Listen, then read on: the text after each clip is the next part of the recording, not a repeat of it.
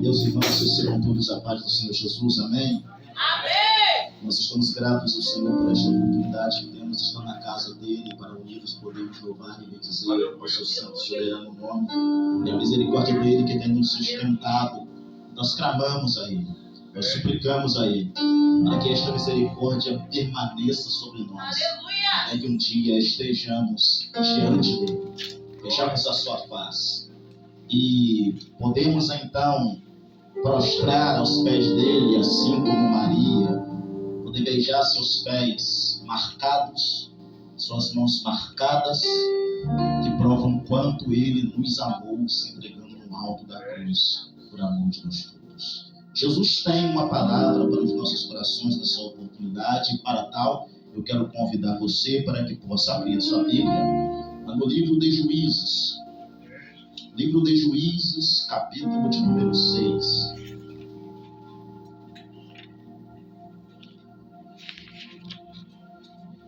Juízes, capítulo de número 6.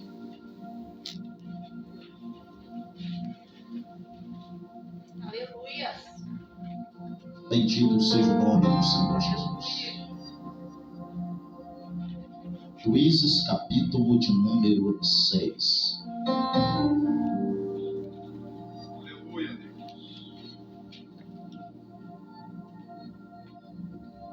Quando se encontraram, podem dizer amém? Amém! Juízes capítulo 6, versículo de número 36 adiante. Está escrito assim. Juízes capítulo 6, versículo 36 adiante.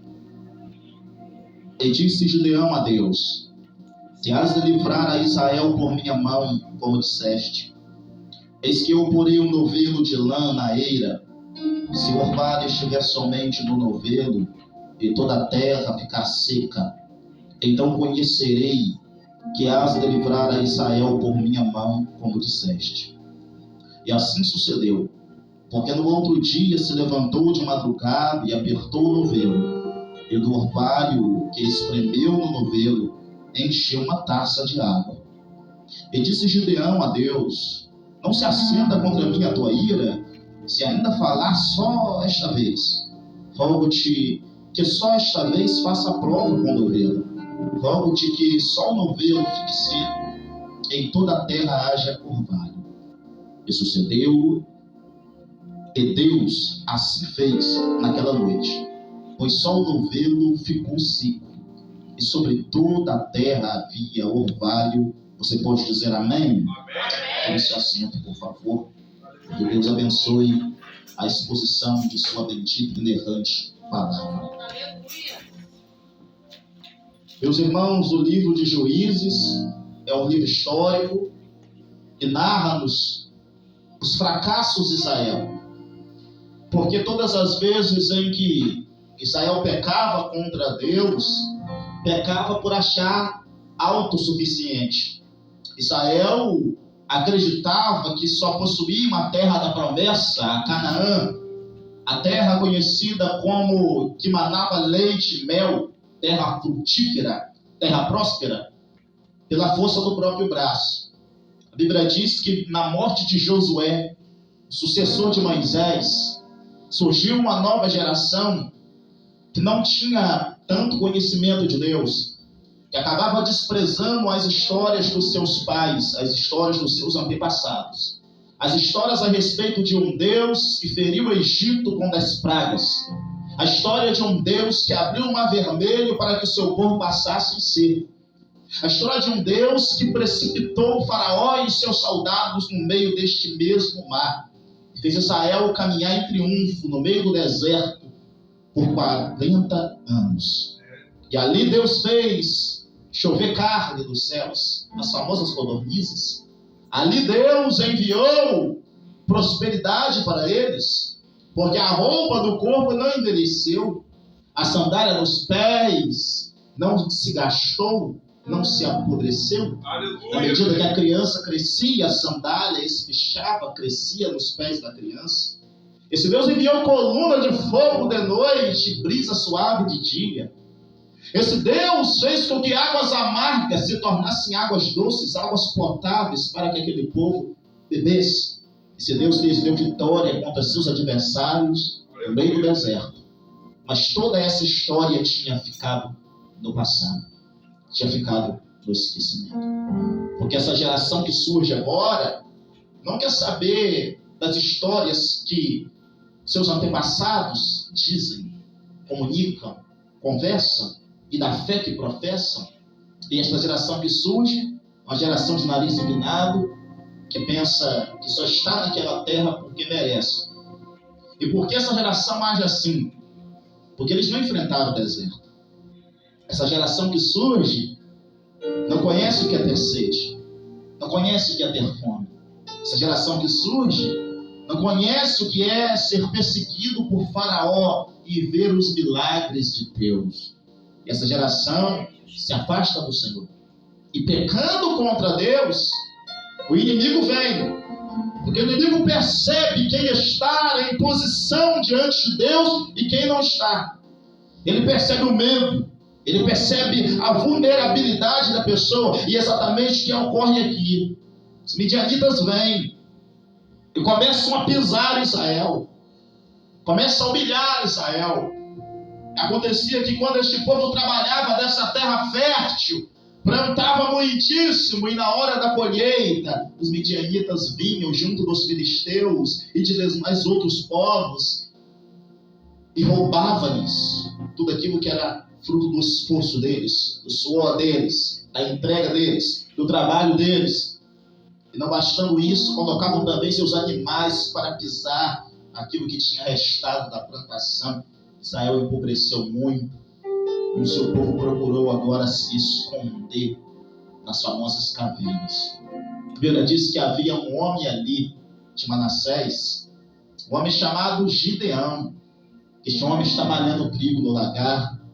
O anjo do Senhor se apresenta diante dele, dizendo: varão valoroso.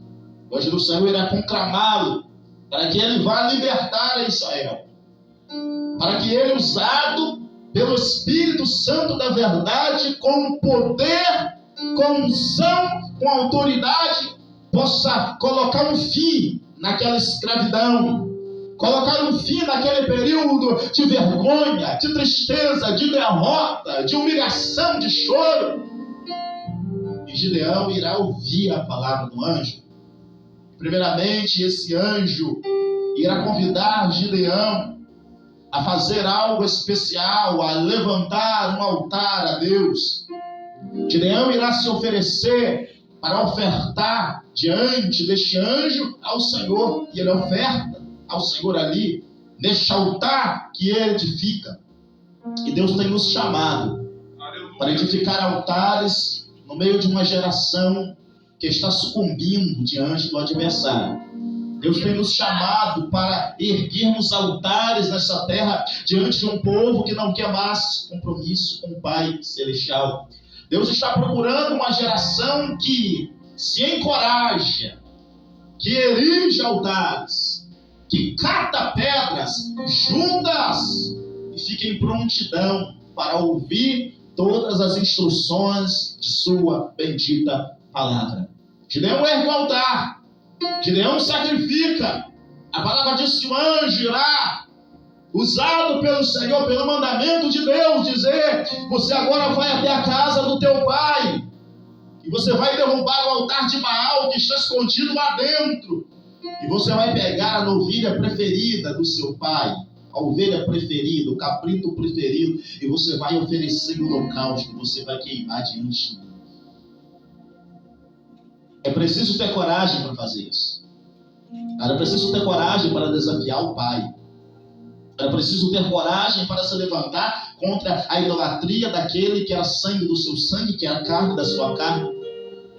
Porque muita gente, por incrível que pareça, acaba se acovardando de denunciar o pecado, quando a pessoa que Deus manda denunciar o pecado é do seu sangue, é da sua família. Não, é minha esposa, eu repreender minha esposa. Não, é meu marido, eu repreender meu marido. Não, é meu filho, eu corrigir meu filho. Não, é meu pai, é minha mãe, eu falar uma coisa para o meu pai, para a minha mãe. Deus está procurando pessoas corajosas. Aleluia. Porque é muito fácil nós denunciarmos o pecado daqueles que não têm o nosso sangue.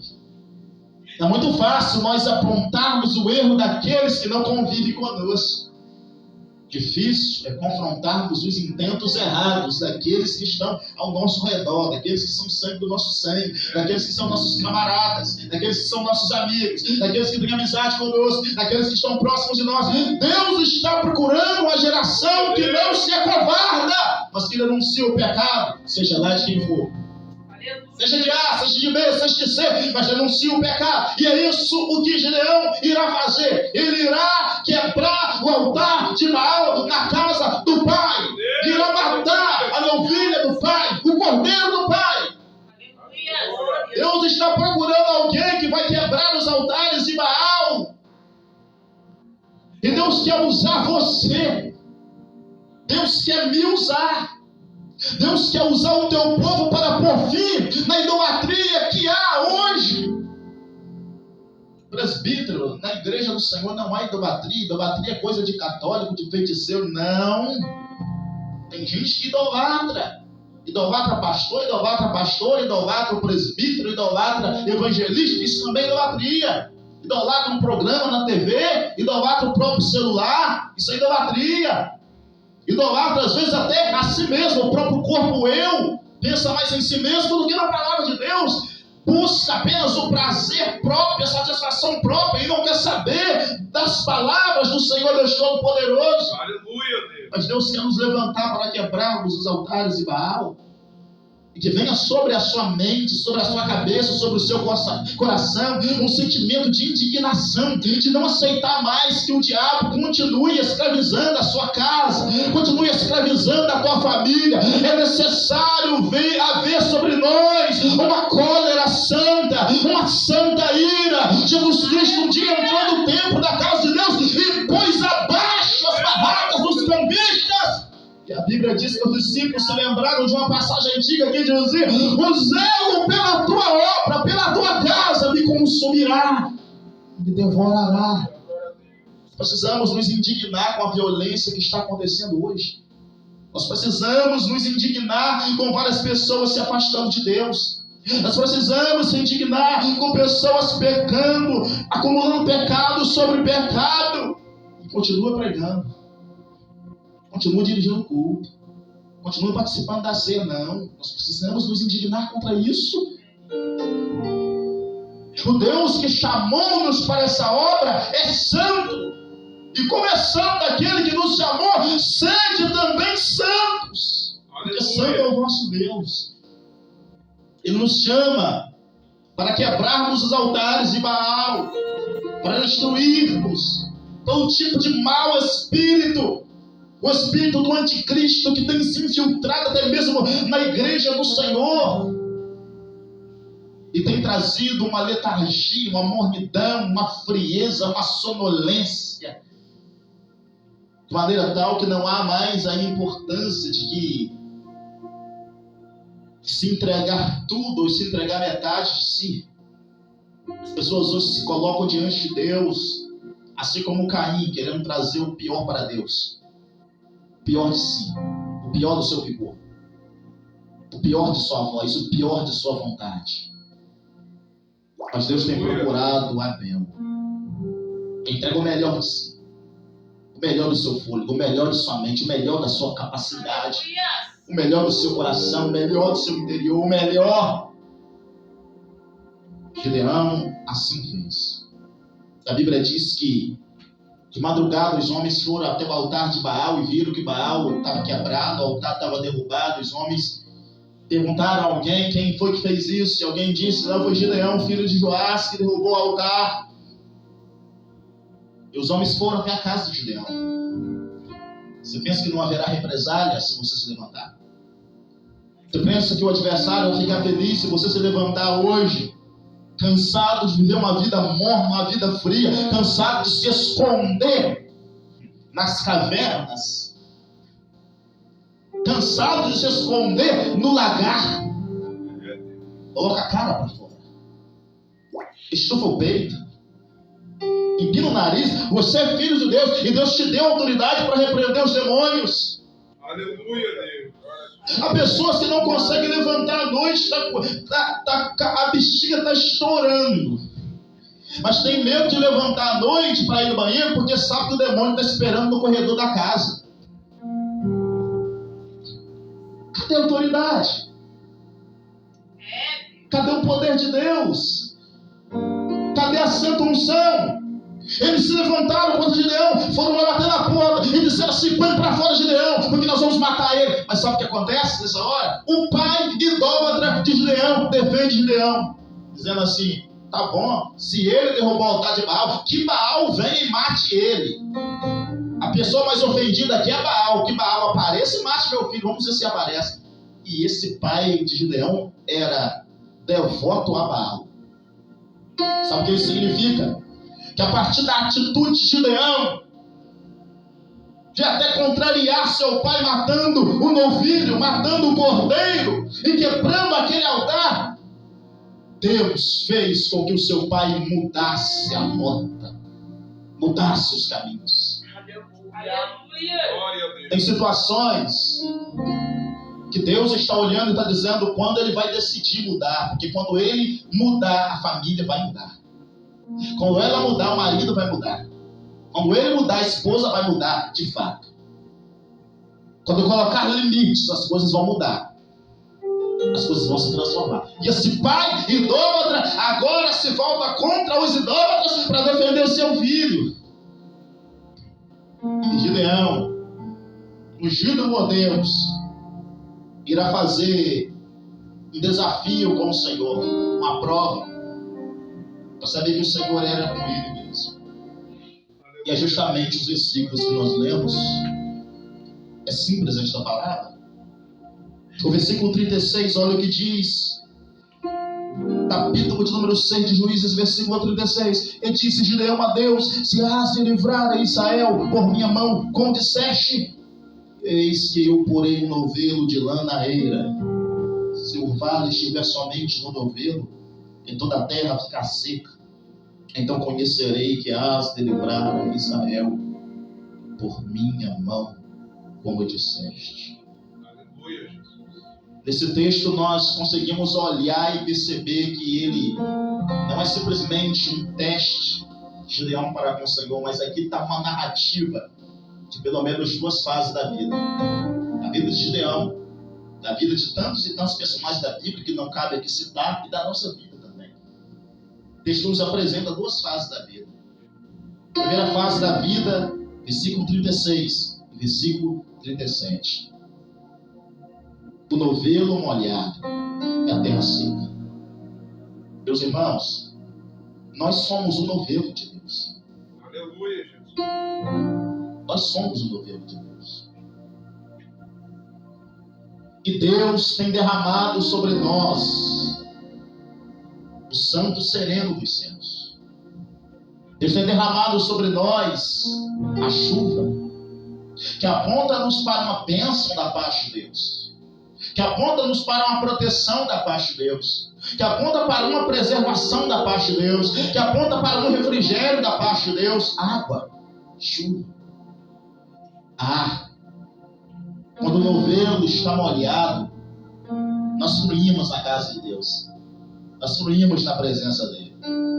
É um sorriso de orelha a orelha, é prosperidade na cidade e prosperidade no campo.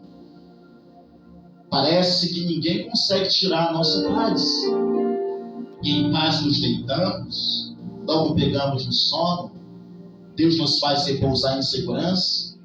Então nos levantamos de manhã ainda com a mesma felicidade, ainda com a mesma alegria, ainda no mesmo conforto, porque tudo está dando certo. O orvalho de Deus está sobre a nossa cabeça. Aleluia, Deus. E nada do que está acontecendo ao redor nos abala.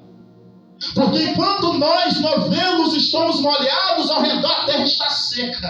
Aleluia. Isso nos aponta para uma prosperidade voltada para o interior do ser.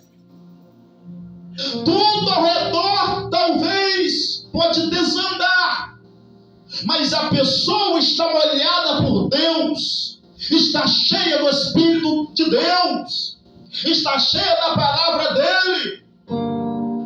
Pode acontecer de perder um ente querido, mas você está molhado pelo orvalho dos céus. A porta pode fechar, mas eu estou molhado pelo orvalho dos céus. As pessoas podem querer inimizade conosco, nos acusar, manchar nossa reputação, mas nós dizemos: eu estou abençoado por Deus, eu estou molhado pelo mover dos céus, e estamos na mesma fé de Jó. Deus deu, Deus tirou, e bendito é o nome do Senhor. Aleluia. Eu estou molhado. Quando você está molhado pelo orvalho dos céus, ainda que as coisas desandem ao seu redor, ainda que a terra seja infértil, a terra seja infrutífera, a terra seja seca, você frutifica em si mesmo. Aleluia. São frutos inerentes ao ser. Ao redor pode estar acontecendo uma guerra, mas você está em paz, você está tranquilo.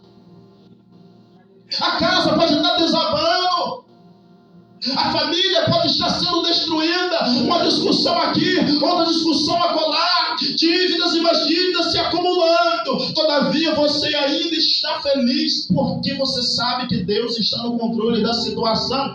Essa é a época do novelo molhado, de toda a terra ao redor seca. Aleluia.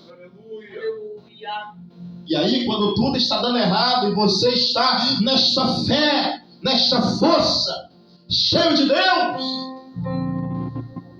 você está como um Abacuque, está dizendo ainda que a figueira não floresça, ainda que o fruto da videira minta, ainda que as ovelhas do pasto, as vacas sejam arrebatadas, não haja mantimento nos celeiros, eu todavia me alegrarei no Senhor, regozijarei no Deus da minha salvação.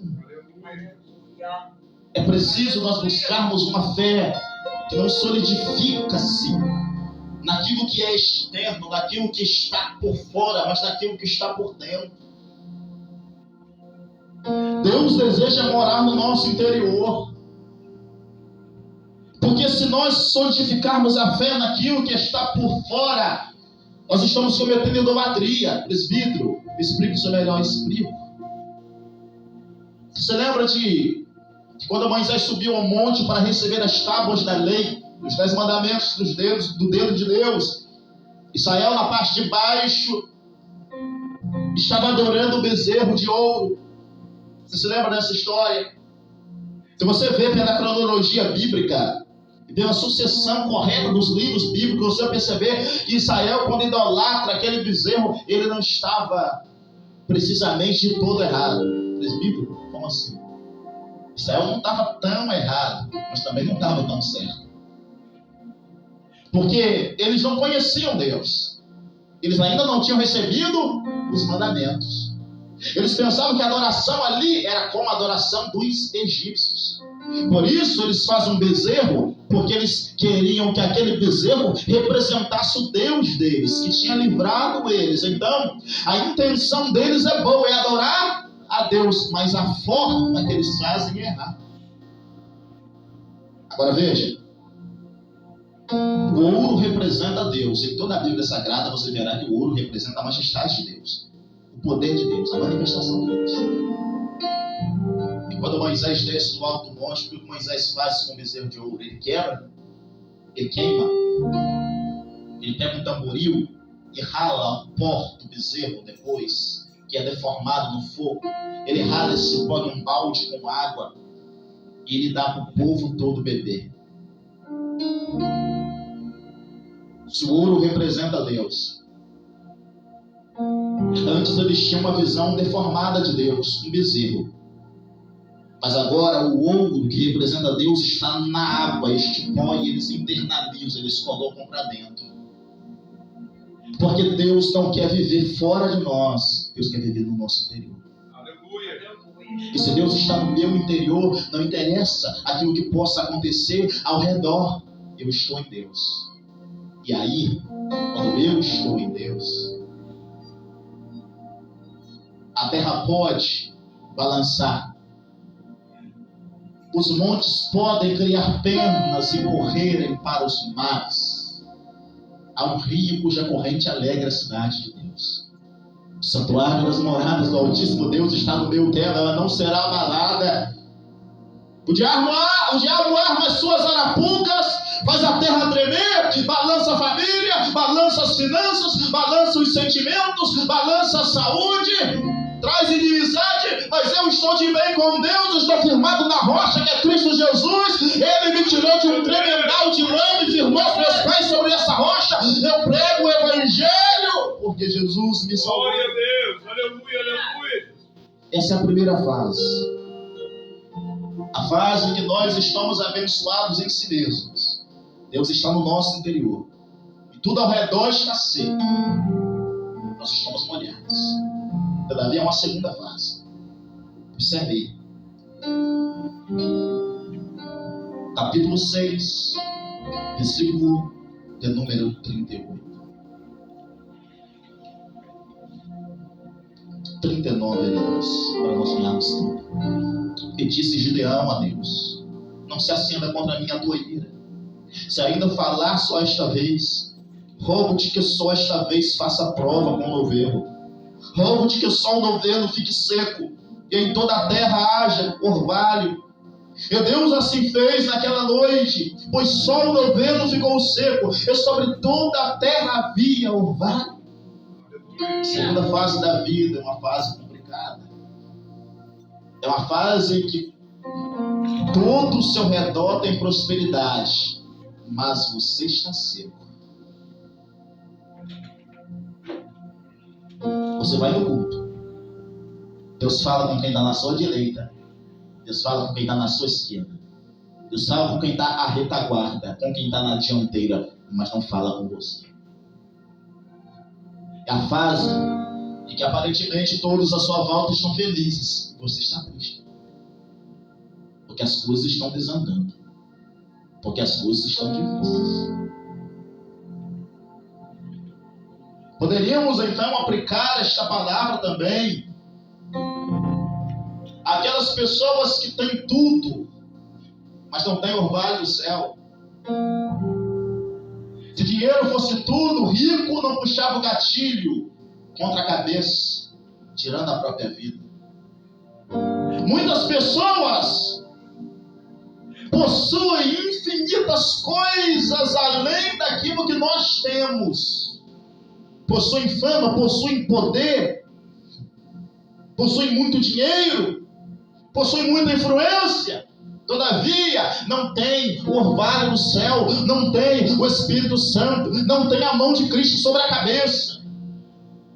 E isso faz com que tudo aquilo que está ao redor se torne esterco. E é isso que essa palavra que Paulo usa para todas as coisas desta terra. Esterco, fezes. Ele diz: tudo isso eu reputei por amor a Cristo, eu abandonei, eu deixei. Reputei todas as coisas como esterco por amor a Cristo. Muitas pessoas hoje possuem casas luxuosas, possuem muito dinheiro, possuem muita fama, mas não tem Deus. Não tem Deus. Agora, vendo por essa perspectiva agora de nós cristãos, às vezes o Senhor permite com que nós não tenhamos mais a sensação de estarmos molhados pela sua palavra, pela sua graça, e aparentemente ao redor todo mundo vai bem e nós não. Todo dia alguém tem uma novidade para contar, para compartilhar, você não. Todos os dias alguém diz: eu ganhei isso, conquistei isso, eu tenho aquilo, e você não.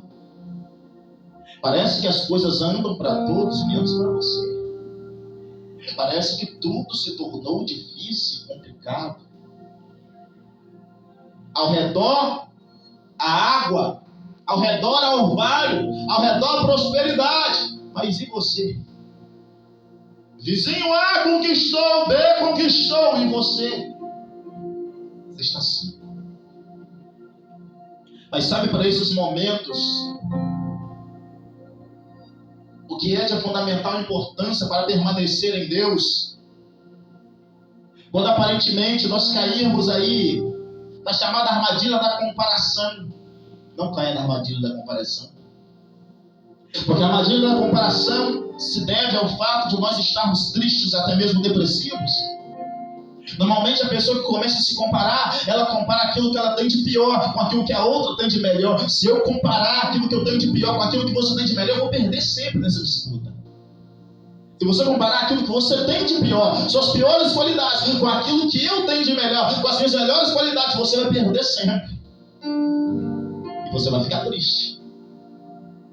Neste momento em que estamos cegos, e Deus permite a tristeza, a tragédia em nós, no nosso interior, na nossa mente, na nossa família, e ao redor parece que todo mundo está prosperando, todo mundo está feliz, todo mundo está recebendo o milagre, a bênção, a prosperidade. Nós estamos cegos e entramos em crise com Deus, caímos às vezes na armadilha da comparação.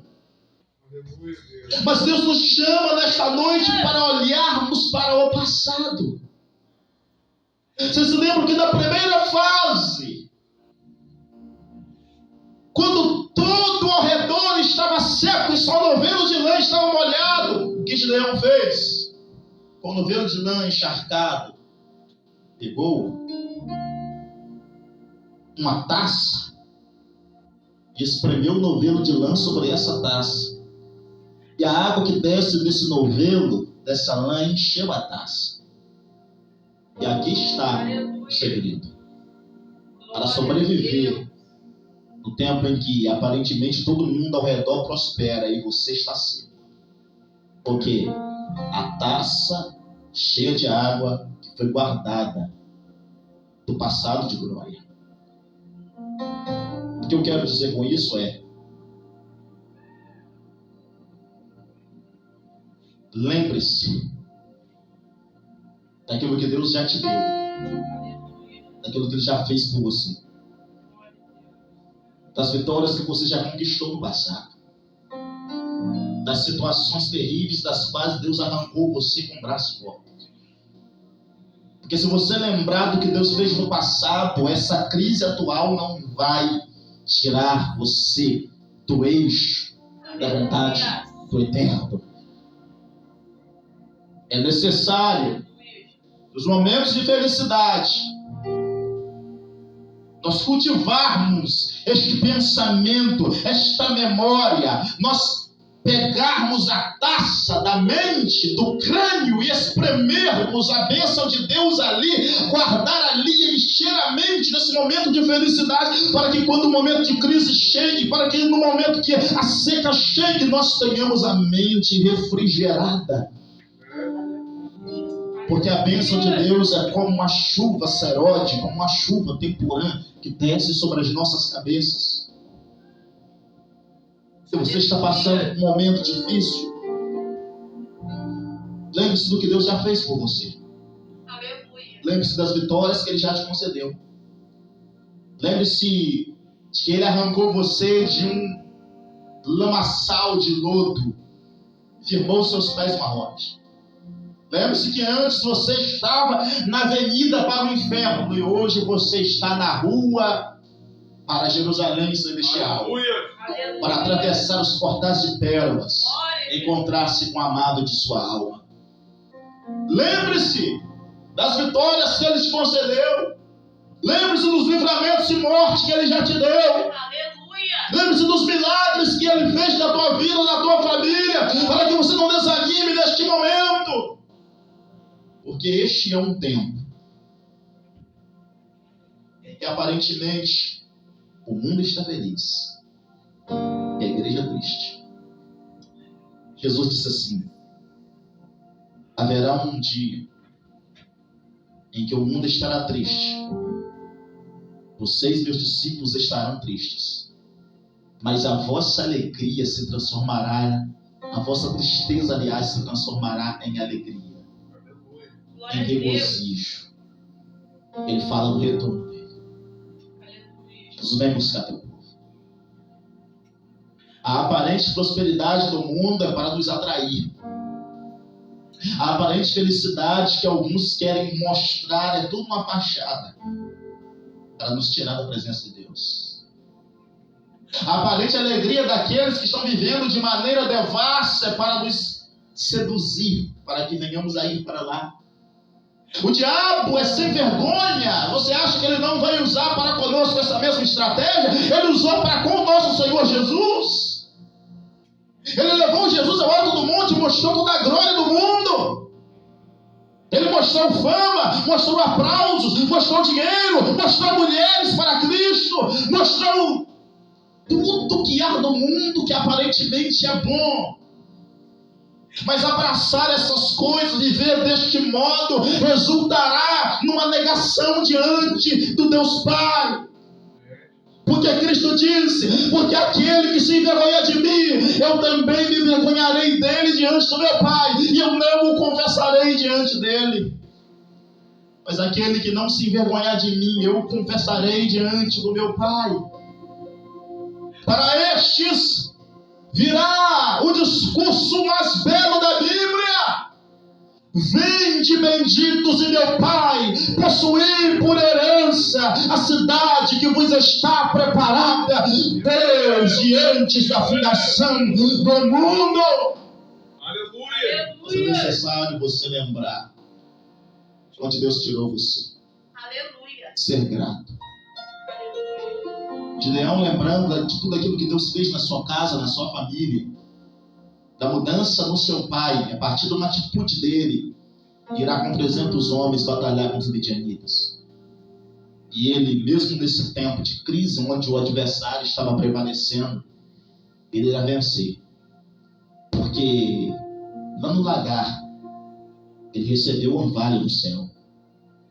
Ele recebeu a palavra de Deus. Ele aparentemente seco. Seco, eu falo de suas condições, são apenas 300 homens para uma batalha contra um exército de aproximadamente 1 milhão. O adversário aparentemente tem orvalho, tem muita gente ao lado dele. Ele tem as ferramentas para a batalha, ele tem as armas corretas, mas Gideão tem 300 homens. Pouca condição para vencer a batalha. Mas por incrível que pareça, ele vai para a batalha. E Deus concede a ele um grande livramento. Curta a cabeça, por favor. Quero orar por você. Senhor nosso Deus e eterno e amado Pai, o mundo de fato tenta nos seduzir e nos atrair com as suas ofertas, com seus maus intentos. Tenta fazer com que o nosso coração esteja voltado para tudo aquilo que ele possui. Mas eu quero lhe pedir nesta noite para que o orvalho celestial esteja sobre a nossa cabeça sempre. Refrigera a nossa mente, Deus. Porque tudo que o adversário quer com as suas seduções é nos confundir, esquentar a nossa mente, o nosso cérebro, para que decidamos de maneira equivocada, decidamos de maneira errada nos momentos em que nos é exigido uma direção.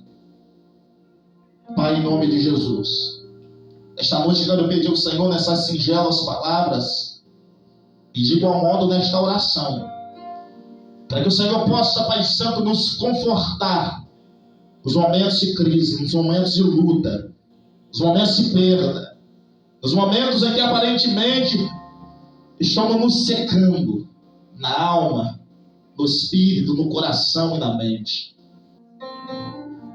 Mas que essa taça de orvalho dos altos céus venha sobre nós.